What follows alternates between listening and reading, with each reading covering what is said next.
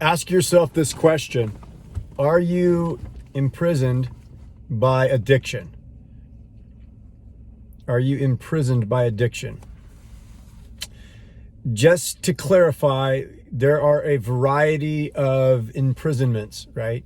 You could be at like the local level where you're just incarcerated in a for whatever, right?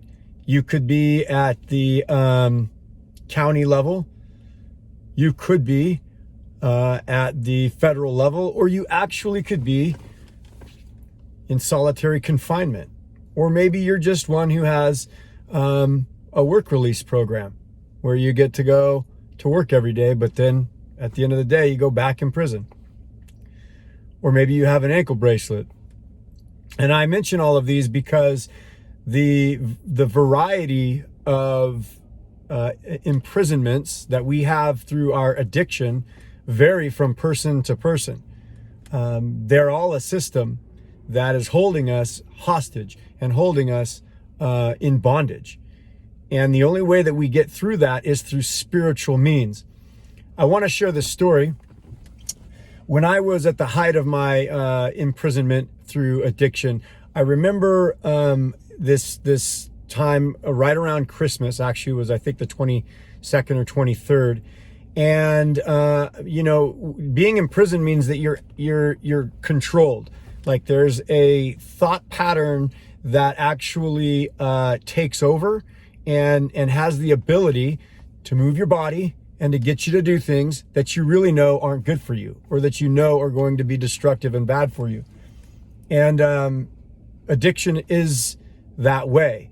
And so what I know to be true today is that we are transformed by the renewing of our mind. Okay, but back to my story.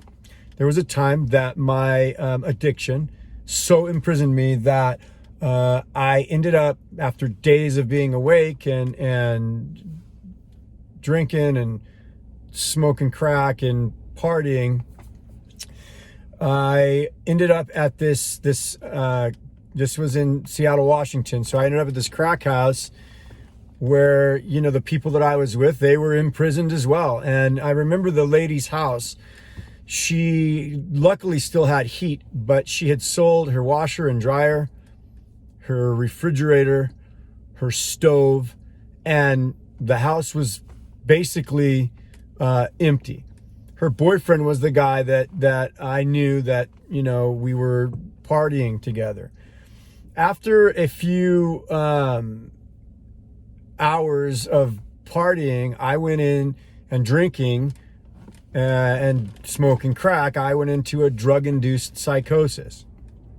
And I blacked out. And I remember waking up strapped to a bed like every 6 inches.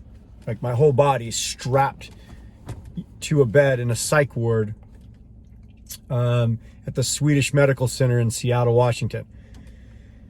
And I'm wondering, how did I get here?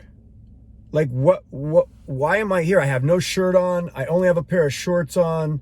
I have like one sock on. What's going on? So the nurse comes in because I'm groaning and I'm like alone. And I'm like, why am I strapped to a bed? Like, I'm not a violent person. I'm not dangerous. I'm not scary. And she said that the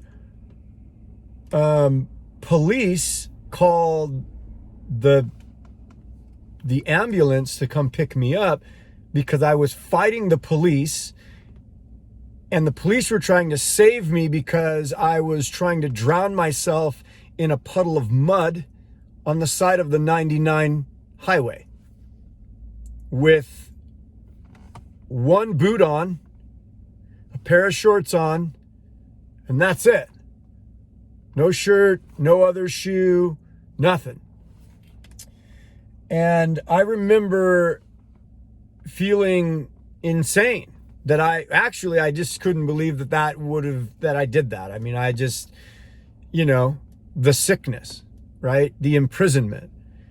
And who I am today is just like, you don't get here from there unless there is a deep and profound spiritual God experience. And not just one experience, but a continuous life change and thinking.